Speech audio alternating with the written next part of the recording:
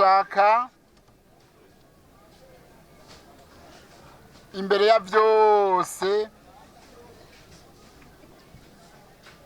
kubamenyesha ko tuzanywe n'umutima umwe, umutima uranga umugambwe wacu, umutima uranga abagumyabanga, ari wo mutima w'urukundo, umutima wo kwicisha bugufi, umutima wo kwibuka imfuvyi, umutima wo kwibuka abapfakaye, umutima wo kwibuka misi yose abantu bari mu vyago.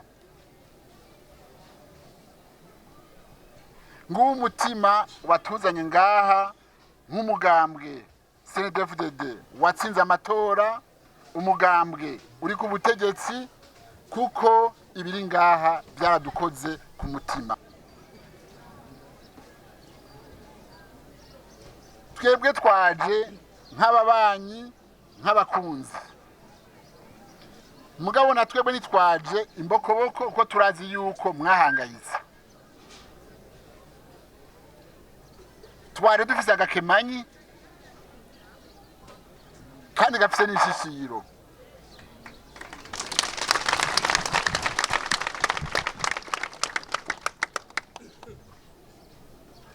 Agakemanyi nituko turavuga ca kirundi co ku munsi w'ubukwe, ca kirundi co ku munsi wo gusaba umugeni, karimwo isheke yanditseko amafaranga.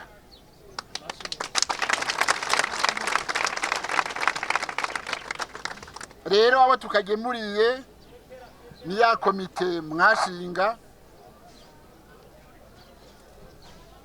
twakazanye kavuye ku mutima mwiza w'urukundo, ntitwakanya kugira ngo duharurane turatunze turakenye. Baraza rero kuri permanence, ari uyu munsi nyene, arejo mu gatondo, ijya komite nyene itore igende muri banki babahereze bashire aho bashize ibindi.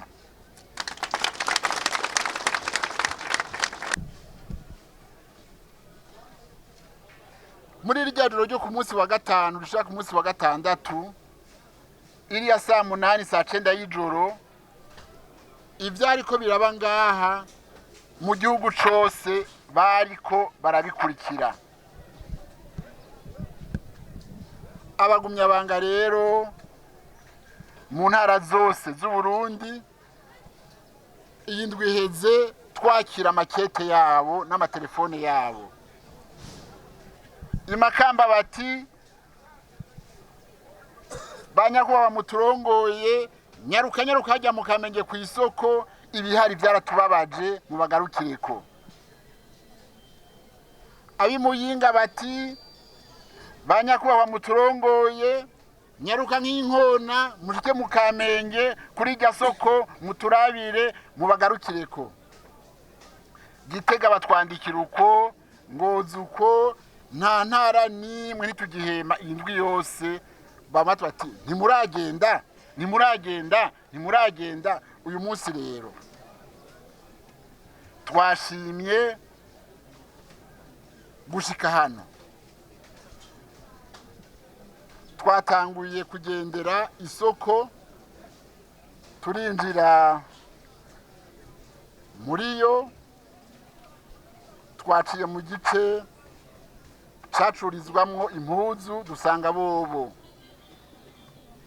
biragendeka. Turabandanya aho bacururiza ibifungurwa, ubwenge dushitseyo buradegera, umutima wacu uranka, kuko kubona umuntu acuruza ibitunguru, kubona umuntu acuruza utuboga, kubona umuntu adandaza udutomati, kubona umuntu acuruza amateke, utwe twose twarahiye. Twaciye twiyumvira uwo muntu aho asigaye. Ibiharage, umuceri, ibitoke byose byarumiyeyo. Umuntu acuruza udutomati umuntu acuruza ibitunguru aba ari umukeneba. Sico kimwe n'ucuruza imiduga, sico kimwe n'ucuruza indege, sico kimwe n'ucuruza imoto, sico kimwe n'ufise imangazini nini. Umuntu afise udutunguru gusa. Turiyumvira ahari ubu abana biwe ingene abayeho, ubu bikadutera twese umutima ubabaye.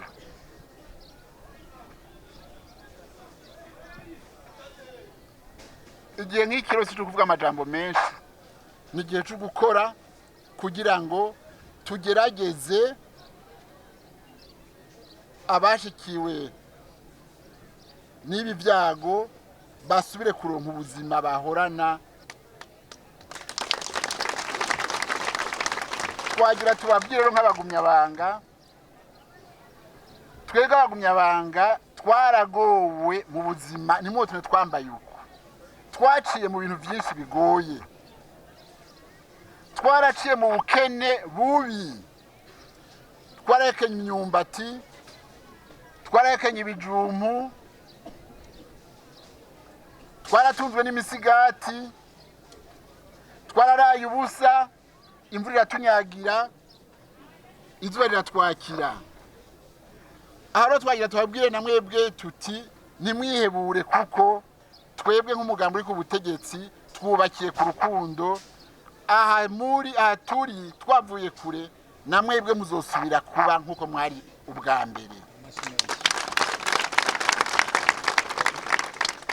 Tuzobafasha, tuzofashanya kugira ngo namwe musubire gutwenga nk'uko byari bimeze.